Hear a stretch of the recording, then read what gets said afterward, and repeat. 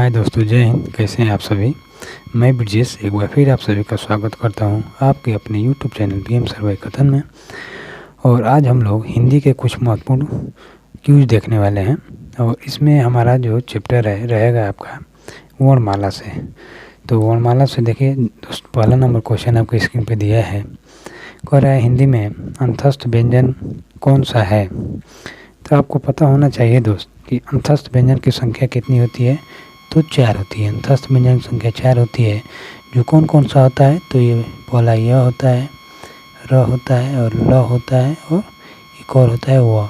तो देखिए इसमें कौन सा ऑप्शन दिया है, तो सी नंबर इसमें आंसर हो जाएगा, व दिया हुआ है।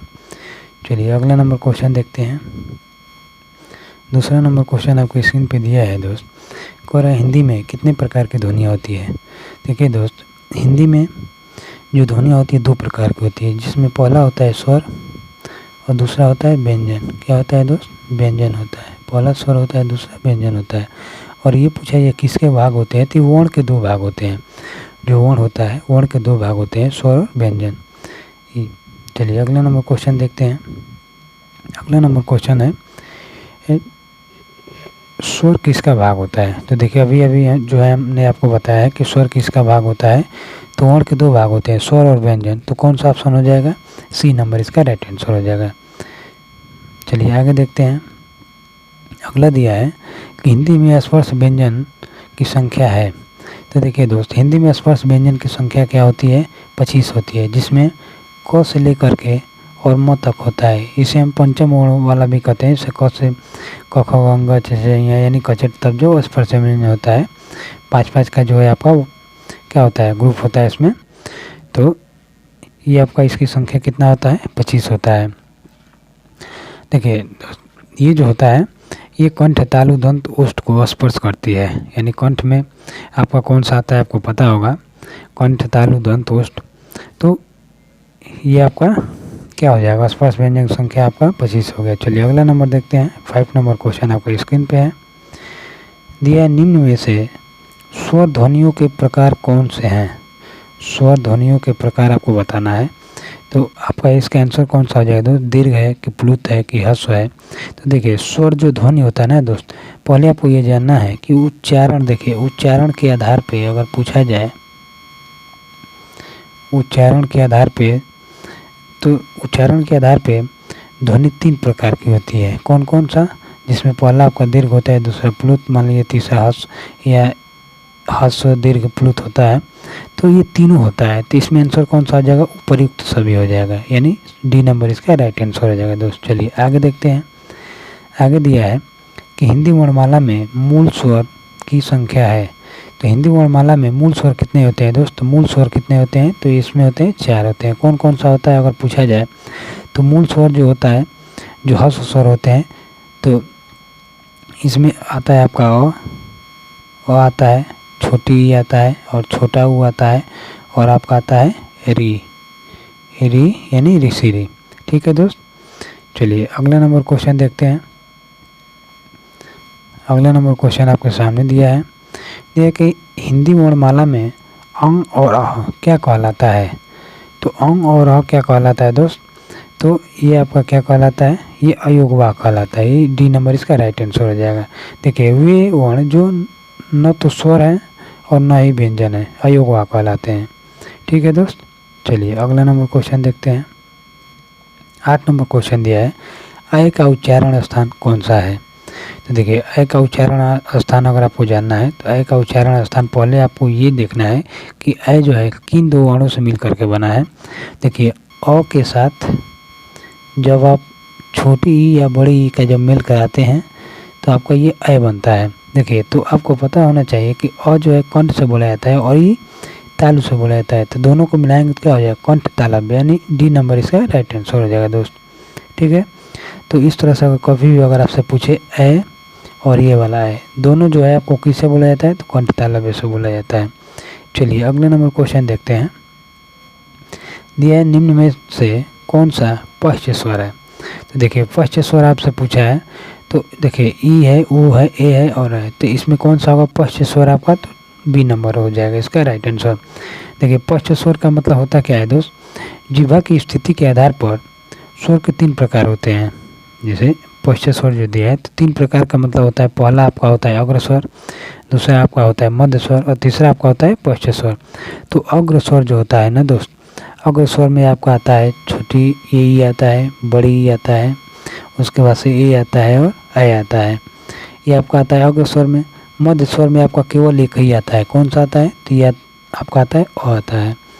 पश्च स्वर में आपका आता है जो इसके बाद जो बच गया, जिसे आ बच गया है, आ बच गया है, ऊ बच गया है, बड़ा ऊ बच गया है, ऊ बच गया है, ओ के बाद से आपका ओ बच गया है। तो ये आपका हो जाता है इसमें। चलिए अगला नंबर क्वेश्चन देखते हैं। दिया है री को क्या कहेंगे? री को क्या कहेंगे दिया है, तो आपको बताना है री को क्या कहेंगे। तो देखिए दिया है कि इसमें दिया है री को क्या कहेंगे। तो ये जो दिया है दोस्त, तो हम इसको वर्ण कहेंगे। वर्ण होता क्या है दोस्त? देखिए वर्ण वो होता है कि जिसे हम, यानी कि वर्ण का मतलब होता है कि री आपका इसमें स्वर है। और स्वर किसे कहते हैं? स्वर का मतलब है जो बिना किसी स्वर की सहायता से, यानी वे वर्ण जिनका उच्चारण बिना किसी अन्य वर्ण की सहायता से होता है, वे स्वर कहलाते हैं। और इसमें आपके क्या हो जाएंगे? तो री आपका क्या हो जाएगा? वर्ण हो जाएगा। और वर्ण के ही भाग आपका स्वर होता है, आपको पता है। चलिए अगला नंबर क्वेश्चन देख लेते हैं। ये 11 नंबर क्वेश्चन कि दांत और जीभ के स्पर्श से बोले जाने वाले वर्ण को क्या कहते हैं? तो इसमें आपका हो जाएगा दोस्त, इसमें आपका हो जाएगा दंत्य हो जाएगा। कौन सा आंसर है? बी नंबर इसका राइट आंसर है। देखिए वे वर्ण जिनका उच्चारण दांत और जीभ के स्पर्श से होता है दंत व्यंजन कहलाते हैं। जैसे में दंत व्यंजन कौन कौन से होते हैं? तो होता है, थ होता है, द होता है, ध होता है, न होता है, ल होता है और ये छोटा वाला स होता है। ये टोटल जो संख्या ये होता है दोस्त, ये सभी को हम दंत से ही बोले जाते हैं। चलिए अगला नंबर क्वेश्चन देख लेते हैं। दिया है इनमें से नासिक के व्यंजन कौन सा है? तो देखिए दो, नासिक के व्यंजन वो होते हैं जिनके उच्चारण में वायु नाक से निकलती है, उसे हम नासिक के वर्ण कहते हैं। और इनकी संख्या 5 होती है। 5 का मतलब जो पंचम वर्ण होते हैं सभी नासिक के व्यंजन होते हैं। जैसे पहला नंबर पंचम वर्ण में, जब मान लीजिए क वर्ग में अंग होता है, च वर्ग में इया होता है, ट वर्ग में ड़ होता है, त वर्ग में न होता है और प वर्ग में म होता है। तो देख लीजिए इसमें कौन सा दिया है, तो म आपका दिया है, तो आपका ए नंबर इसका राइट आंसर हो जाएगा। चलिए आगे देखते हैं। यह हिंदी भाषा की कुल वर्ण लिपियाँ हैं। तो हिंदी भाषा की कुल वर्ण लिपियाँ कितनी होती है, तो आपको बताना है। तो ये आपका आंसर हो जाएगा दोस्त 52 होता है, यानी इसका सी नंबर राइट आंसर हो जाएगा, सी नंबर 52। यानी हिंदी में कुल वर्णों की संख्या पूछा जाए तो कितना होता है? 52 होता है। चलिए आगे देखते हैं। अगला नंबर क्वेश्चन आपको स्क्रीन पे दिया है, कह रहा है अनुस्वार किसका कार्य करता है, तो आपको बताना है। तो अनुस्वार किसका कार्य करता है दोस्त, तो इसमें सी नंबर हो जाएगा, पंचम वर्ण का कार्य करता है अनुस्वार। किसका? पंचम वर्ण का कार्य करता है। देखिए पंचम वर्ण यानी वे वर्ण जिनके उच्चारण में वायु नाक से निकलती है और इनकी संख्या जो होती है 5 होती है। अभी आपको बताया भी गया है कि अंग, इया, ड़, न, म, इसलिए इन्हें पंचम वर्ण कहते हैं। चलिए अगला नंबर क्वेश्चन देख लीजिए। 15 नंबर क्वेश्चन दिया है, निम्न में अर्ध स्वर कहलाता है। तो निम्न में अर्ध स्वर क्या कहलाता है दोस्त, तो अर्ध स्वर हम किसे कहते हैं? देखिए सबसे पहले आपको ये जानना है कि अर्ध स्वर होता क्या है। वे वर्ण जिनका उच्चारण स्वर एवं व्यंजन के मध्य का होता है। तो स्वर और व्यंजन दोनों के मध्य का जो होता है उसे हम अर्ध स्वर कहते हैं। और अर्ध स्वरों की संख्या 2 होती है, जिसमें पहला होता है य और दूसरा होता है वो। तो देख लीजिए कौन सा दिया है इन दोनों में से, तो ए नंबर दिया है, य दिया है, तो ये नंबर इसका राइट आंसर हो जाएगा दोस्त। चलिए अगला नंबर देखते हैं। 16 नंबर क्वेश्चन आपकी स्क्रीन पे दिया है, निम्न में से कौन सा व्यंजन पार्श्विक है, तो आपको बताना है। तो इसमें आपको हो जाएगा, दिया है ऑप्शन य, स, ल और ज, तो इसमें हो जाएगा आपका सी नंबर। देखिए दोस्त दो चीज़ों में आपको कन्फ्यूजन होता है, एक होता है पार्श्विक जो दिया गया है, और आपका दूसरा होता है एक लुंठित होता है। तो देखिए पार्श्विक में ल आता है और लुंठित में आपका र आता है। तो दोनों को याद करने का ही तरीका है। देखिए पार्श्विक में र है तो इसका ठीक विपरीत ल हो जाएगा, और लुंठित में ल है तो उसका हो जाएगा र हो जाएगा। तो दोनों में कॉमन ढूंढ करके आप इसको याद कर सकते हैं। ठीक है। चलिए अगला नंबर क्वेश्चन देख लेते हैं। अगला नंबर क्वेश्चन दिया है दोस्त, कौन सा वर्ण अघोष है। इसमें आपको बताना है कौन सा वर्ण अघोष है। तो अघोष कौन से होते हैं, तो जो स्वर होते हैं, स्वर आपके क्या होते हैं, अघोष होते हैं। तो ये नंबर इसका राइट आंसर हो जाएगा। और देखिए अघोष और सघोष जो होता है दोस्त, अघोष का मतलब उसे कहते हैं जैसे जो आपके जो स्पर्श व्यंजन होते हैं, इसमें पहला और दूसरा जो वर्ण होता है, यानी पहला जिस मान कर चलिए स्पर्श व्यंजन में दिया रहता है क ख, तो पहला और दूसरा जो होता है आपका ये अघोष होता है। ऐसे ही च और छ होता है, ऐसे ही ट और ठ होता है, ऐसे ही त थ होता है, उसके बाद म और प होता है, प और फ होता है, सॉरी। चलिए आगे देखते हैं। अब दिया है 18 नंबर क्वेश्चन, कह रहे अनुनासिक का संबंध होता है। तो अनुनासिक का संबंध किससे होता है आपको बताना है। तो इसका आंसर हो जाएगा कि अनुनासिक का संबंध नाक और मुंह दोनों से होता है। देखिए इसमें क्या होता है दोस्त कि अनुनासिक के उच्चारण में नाक से वायु कम और मुंह से अधिक निकलती है। इसमें दोनों से निकलता है लेकिन नाक से कम निकलता है, मुंह से अधिक निकलती है। और इसमें जो है आपको बता दें, जैसे मान लीजिए अगर आप पढ़ते हैं आंसू, क्या आंसू, तो जैसे आप आंसू पढ़ेंगे तो आंसू पढ़ने में नाक से हल्का कम हवा निकल रहा है लेकिन मुख से अधिक निकल रहा है। लेकिन इसमें क्या होता है, अनुनासिक में जो है दोस्त मुख और नाक दोनों से हवा निकलता है, ठीक है ना। चलिए आगे देखते हैं। आगे दिया है कि हिंदी के स्पर्श व्यंजन के पांचों वर्गों के दूसरे और चौथे होते हैं। तो दूसरे और चौथे क्या होते हैं ये आपको बताना है। तो 5 वर्ण होते हैं और पांचों में से जो पांचों वर्गों होते हैं, पांचों वर्गों में से दूसरा और चौथा क्या होता है आपको बताना है। तो ये आपके क्या होते हैं दोस्तों, तो ये आपके होते हैं महाप्राण होता है, यानी बी नंबर इसका राइट आंसर हो जाएगा। हम जानते हैं कि महाप्राण पहले सीख लेते हैं। महाप्राण क्या होता है, तो वे वर्ण जिनके उच्चारण में मुख से प्राण यानी मुख से अधिक वायु। देखिए पहले इसका हम अर्थ समझिए। अगर हम यहाँ लिखते हैं महाप्राण, महाप्राण, देखिए महाप्राण का महा का मतलब होता है अधिक। क्या होता है दोस्त, अधिक होता है। महा का अर्थ होता है अधिक और प्राण का मतलब होता है वायु। क्या होता है, वायु होता है। तो यानी जिसमें हम मुख से जब अधिक वायु निकलता है तो उसे हम कहते हैं महाप्राण। और अल्प प्राण उसे कहते हैं जिसमें मुख से कम वायु निकले। अल्प का मतलब होता है कम या थोड़ा, और प्राण का मतलब होता है वायु। तो जिसमें मुख से कम वायु निकले उसे हम अल्प प्राण कहते हैं, और जिसमें मुख से अधिक वायु निकले उसे हम महाप्राण कहते हैं। तो इसका आंसर कौन सा हो जाएगा, बी नंबर। चलिए अगला नंबर क्वेश्चन देख लीजिए। 20 नंबर क्वेश्चन आपके सामने दिया है। कह रहा है निम्नलिखित में से कौन सा ऊष्म वर्ण है। आपको बताना है कौन सा ऊष्म वर्ण है। तो 20 नंबर क्वेश्चन आपके स्क्रीन पे है। तो इसमें ऊष्म बताना है। देखिए ऊष्म व्यंजन की संख्या कितनी होती है दोस्त, ऊष्म व्यंजन की संख्या होता है 4। कौन कौन सा होता है, तो आपका होता है स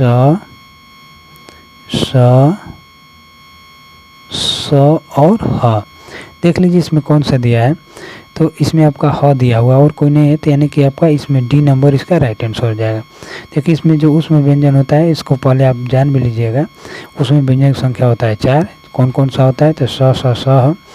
तो ऊष्म व्यंजन किसे कहते हैं, तो वे व्यंजन जिनके उच्चारण में मुख से गर्म वायु निकलती है, यानी ऊष्म व्यंजन जो होता है मुख से गर्म वायु निकलती है। चलिए अगला नंबर क्वेश्चन देख लेते हैं। 21 नंबर क्वेश्चन आपकी स्क्रीन पे दिया है। अंतस्थ एवं ऊष्म वर्णों की संख्या होती है। देखिए ये क्वेश्चन आपको पीछे बता भी दिए हैं। देखिए अंतस्थ व्यंजन की संख्या होती है कितना दोस्त, 4, और ऊष्म व्यंजन की संख्या कितनी होती है, 4, और दोनों को जब हम ऐड करेंगे तो कितना हो जाएगा, 8। तो 8 देख लीजिए, सी नंबर इसका राइट आंसर हो जाएगा। चलिए अगला नंबर क्वेश्चन देख लेते हैं। आगे दिया है जब एक ही ध्वनि का द्वित्व हो जाए तो वो क्या कहलाता है, यानी वो कहलाता है तो क्या कहलाता है। जब एक ही ध्वनि का मतलब जैसे मान लीजिए हम ऐसे लिखते हैं जैसे बच्चा, समझिए तो बच्चा लिखते हैं तो बच्चा में देखिए च 2 बार आ गया है। क्या आ गया है दोस्त, च जो है 2 बार आ गया है। तो यही चीज़ ये कह रहा है कि जब एक ही ध्वनि का जब द्वित्व हो जाए तो हम क्या कहते हैं। तो इसमें जो दिया है उसके अनुसार हम कहते हैं युग्मक ध्वनियाँ। क्या कहते हैं दोस्त, युग्मक ध्वनियाँ। तो चलिए अगला नंबर क्वेश्चन देख लेते हैं।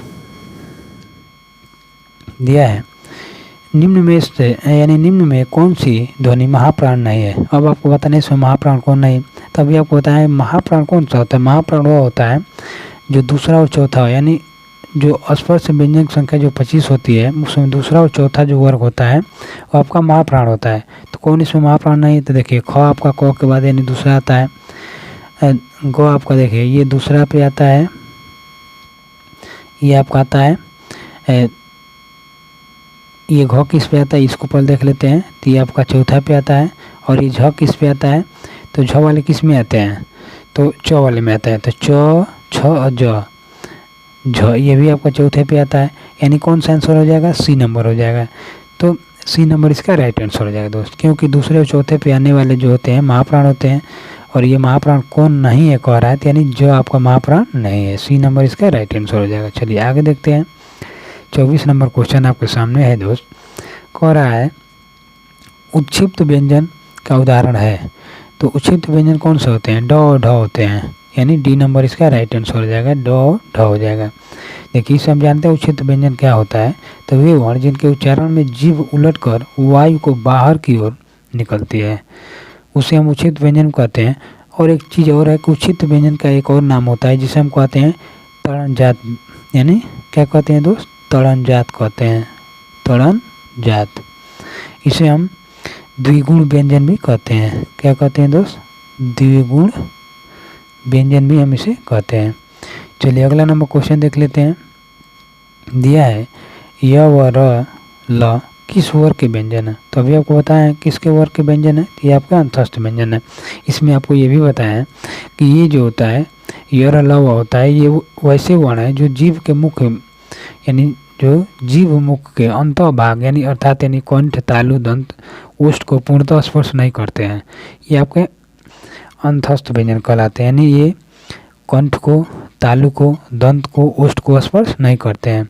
लेकिन स्पर्श कौन करते हैं ये अगर आपको जानना है, तो इसमें स्पर्श व्यंजन की संख्या जो 25 होती है ये इन सभी को स्पर्श करते हैं। किनको किनको, तो कंठ को भी, तालु को भी, दंत को भी और ओष्ठ को भी।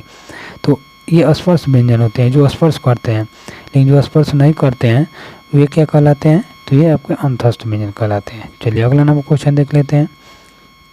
दिया है स ध्वनि का उच्चारण स्थान है स, तो आपको बताना है स ध्वनि का उच्चारण स्थान क्या होता है दोस्त। तो इसका आंसर आपका हो जाएगा बी नंबर, तालव्य होता है। स ध्वनि का उच्चारण स्थान क्या होता है, तालव्य होता है। चलिए आगे देखते हैं। दिया 27 नंबर क्वेश्चन, निम्न में से कौन सा स्पर्श संघर्षी है। तो स्पर्श संघर्षी आपको बताना है दोस्त, स्पर्श संघर्षी कौन सा है, तो इसमें आपका हो जाएगा ज हो जाएगा, यानी ए नंबर इसका राइट आंसर हो जाएगा। देखिए स्पर्श संघर्षी कौन सा होता है, तो पहले समझ लिए जो आपका स्पर्श व्यंजन संख्या जो 25 होता है उसमें च वर्ग जो भी होता है, च वर्ग क्या कहलाता है, तो च वर्ग आपका स्पर्श संघर्षी कहलाता है। च वर्ग पूरा जो है दोस्त स्पर्श संघर्षी कहलाता है। ठीक है, चलिए आगे देखते हैं। आगे दिया है कि छ ध्वनि, यानी छ ध्वनि किसके अंतर्गत आती है, आपको बताना है। तो ये किसके अंतर्गत आती है, तो ये दोस्त आता है संयुक्त व्यंजन। क्या आता है, संयुक्त व्यंजन। संयुक्त व्यंजन यानी कि अगर ये पूछा जाए जो छ है किन दो वर्णों से मिलकर के बना है, तो ये आपका क प्लस स से मिलकर के बना है। अब ये पूछा जाए संयुक्त व्यंजन की संख्या कितनी होती है, तो ये होती है आपके 4, जिसमें होता है छ, त्र, ज्ञ और स। तो चलिए अगला नंबर क्वेश्चन देख लेते हैं। आगे दिया है कि निम्न में कौन सा अमात्रिक शब्द है। तो देखिए अमात्रिक शब्द क्या कहलाता है, तो अमात्रिक शब्द का मतलब ये कहलाता है कि जिसमें कोई मात्रा ना हो। तो मात्रा का मतलब देखिए अ ऐसा शब्द होता है दोस्त, जो अ होता है या ऐसा वर्ण होता है, शब्द शब्द नहीं होगा, इसको हम वर्ण कहते हैं। यानी अ ऐसा वर्ण होता है जो अमात्रिक कहलाता है, यानी इसमें कोई मात्रा ना हो। तो इसमें कह रहा है कि निम्न में कौन सा अमात्रिक स्वर है, तो अमात्रिक शब्द कौन सा है, तो अमात्रिक शब्द आपका हो जाएगा डी नंबर इसका राइट आंसर हो जाएगा। चलिए आगे देखते हैं। 30 नंबर क्वेश्चन आपके स्क्रीन पे है। कौन सी ध्वनि अल्प प्राण है। तो अभी हम आपको बताएं कि अल्प प्राण क्या होता है। तो अल्प प्राण उसे कहते हैं जिसमें मुख से कम वायु निकलती है, और अल्प प्राण जो है प्रत्येक वर्ग का पहला, तीसरा और पांचवा जो होता है दोस्त अल्प प्राण कहलाता है। तो इसमें कौन सा हो जाएगा, तो हो जाएगा, यानी डी नंबर इसका राइट आंसर हो जाएगा। चलिए अगला नंबर क्वेश्चन देख लेते हैं। दिया है प्लुत स्वर कौन सा है, प्लुत स्वर आपको बताना है। तो प्लुत स्वर का मतलब क्या होता है दोस्त, यानी वह होता है जिसे बोलने में मुख से जो है बहुत अधिक जो है, यानी कि जैसे मान कर चलिए इसमें 3 गुना समय लगता है बोलने में। जैसे अगर हम इसको अगर समझें तो इसे कहा जाता है प्लुत स्वर को कि वह स्वर जिसके उच्चारण में 3 मात्राएं हैं उससे भी अधिक का समय लगता है, उसे हम प्लुत स्वर कहते हैं। तो इसका आंसर हो जाएगा बी नंबर, इसका राइट आंसर हो जाएगा। कौन सा दिया है, बी, ओम। ओम होता है तो ओम आपका ये हो जाएगा, सॉरी ये आपका डी नंबर, इसका आंसर हो जाएगा ओम हो जाएगा। चलिए आगे देखते हैं अगला नंबर क्वेश्चन। यह उच्चारण की दृष्टि से कौन सा विकल्प शुद्ध है, आपको बताना है उच्चारण की दृष्टि से कौन सा विकल्प शुद्ध है। तो इसमें आपका कौन सा हो जाएगा दोस्त, देखिए स आपका मूर्धन्य दिया गया है, स क्या दिया है, मूर्धन्य दिया है, और उसके बाद से दिया है छोटा वाला स दिया है, दंत दिया है, च दिया है, कंठ दिया है, स दिया है, तालव्य दिया है। तो इसमें आपका कौन सा हो जाएगा, तो ये आपका सही होगा, तो बी वाला सही होगा। बी वाला क्या हो जाएगा दोस्त, सही हो जाएगा। देखिए अभी अभी बताएं जो बड़ा वाला स होता है तालव्य से बोला जाता है, किसे बोला जाता है दोस्त, ये बोला जाता है आपका तालव्य से। ये च होता है ना, ये भी आपका तालव्य से ही बोला जाता है। और ये आपका जो बड़ा वाला ये जो स होता है ये किससे बोला जाता है दोस्त, तो ये जो स होता है आपका इसको हम मूर्धन्य से बोलते हैं, किससे बोलते हैं, मूर्धन्य से। ठीक है दोस्त, चलिए अगला नंबर क्वेश्चन देख लेते हैं। दिया है निम्नलिखित में से कौन सा प्रकंपित व्यंजन है। तो प्रकंपित व्यंजन कौन सा होता है दोस्त, तो ये होता है आपका र होता है प्रकंपित व्यंजन। इसी को हम लुंठित व्यंजन भी कहते हैं। प्रकंपित व्यंजन को ही क्या कहते हैं दोस्त, इसको हम एक और नाम से जानते हैं लुंठित, क्या होता है, लुंठित व्यंजन भी हम इसे कहते हैं। चलिए अगला नंबर क्वेश्चन है। दिया है निम्नलिखित में से कौन सा संयुक्त व्यंजन नहीं है। आपको इसमें कौन संयुक्त व्यंजन है, तभी आपको बताया संयुक्त व्यंजन की संख्या कितनी होती है, 4 होती है, जिसमें आपका छ, त्र, ज्ञ और स्र होता है। तो कौन सा नहीं है आपको बताना है। तो कौन सा नहीं है दोस्त, तो इसमें आपका ये नंबर नहीं होगा क्योंकि ये नहीं होता है। चलिए आगे देखते हैं अगला नंबर क्वेश्चन।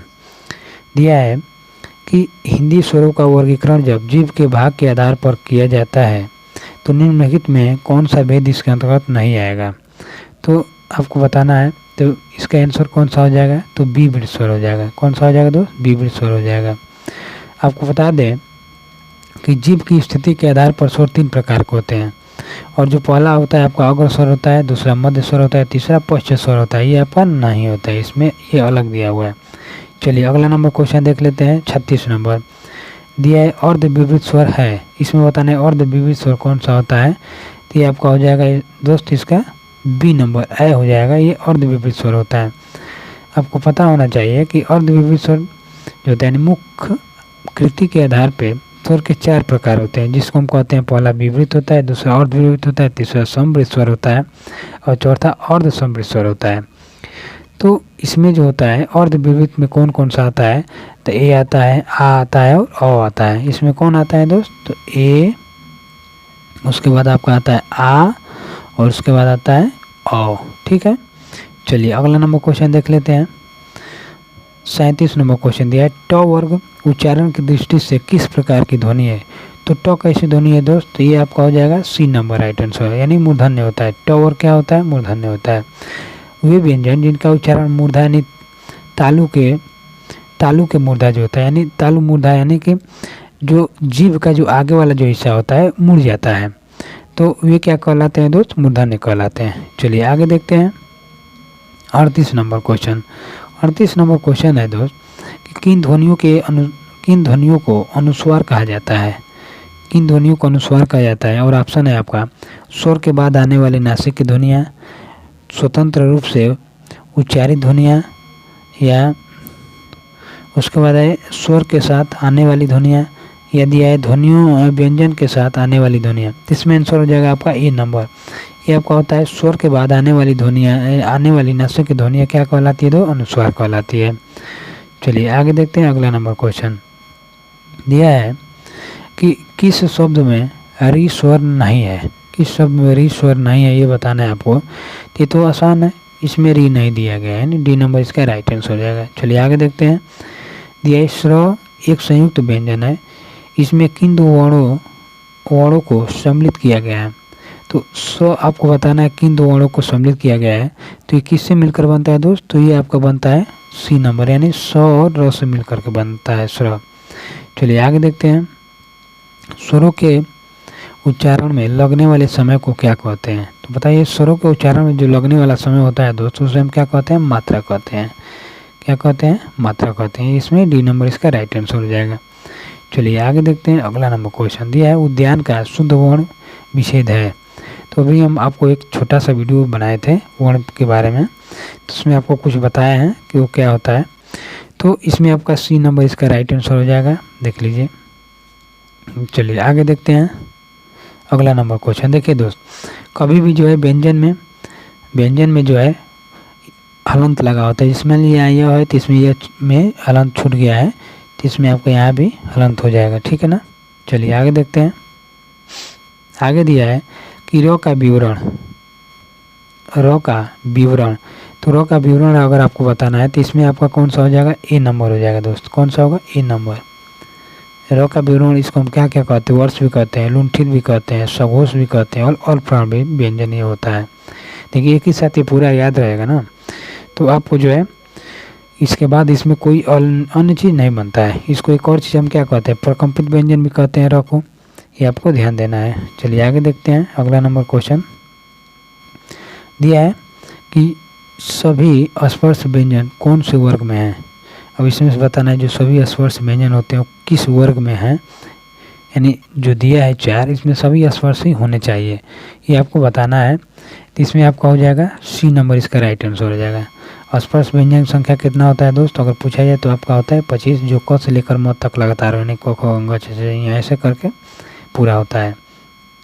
चलिए 45 नंबर क्वेश्चन दिया है दीर्घ का वर्ण विच्छेद बताना है आपको। दीर्घ का वर्ण विच्छेद करना है तो पहले द होगा, फिर ई होगा, फिर ग होगा, फिर अ होगा। तो देख लीजिए कौन सा दिया है, तो आपका इसमें ई नंबर इसका राइट आंसर होगा।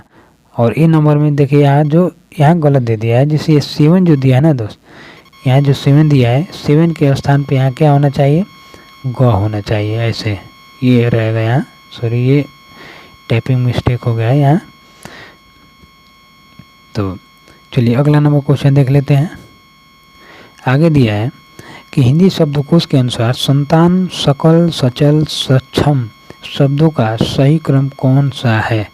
यानी आपको इसमें शब्दकोश के अनुसार यानी पहले कौन आएगा, उसके बाद कौन आएगा, फिर उसके बाद कौन आएगा, ये आपको बताना है। तो इसका राइट आंसर हो जाएगा दोस्त, क्या हो जाएगा, डी नंबर हो जाएगा। पहले संतान आएगा, फिर सकल आएगा, फिर सक्षम आएगा, फिर सचल आएगा। चलिए आगे देखते हैं।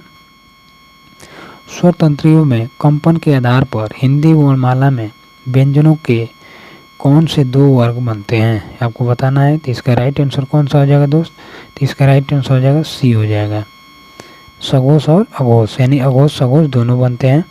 चलिए आगे देखिए 48 नंबर क्वेश्चन दिया है जिन स्वरों के उच्चारण में 2 मात्रा का समय लगता है उसे हम क्या कहते हैं।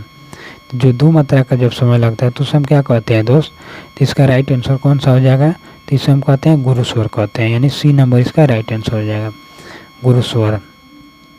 चलिए गुरु स्वर को हम दीर्घ स्वर भी कहते हैं, ये जान लीजिए। जैसे गुरु स्वर को क्या कहते हैं, मान लीजिए गुरु स्वर अगर आपने नहीं जाना है तो इसको हम दीर्घ स्वर भी कहते हैं, ठीक है दोस्त।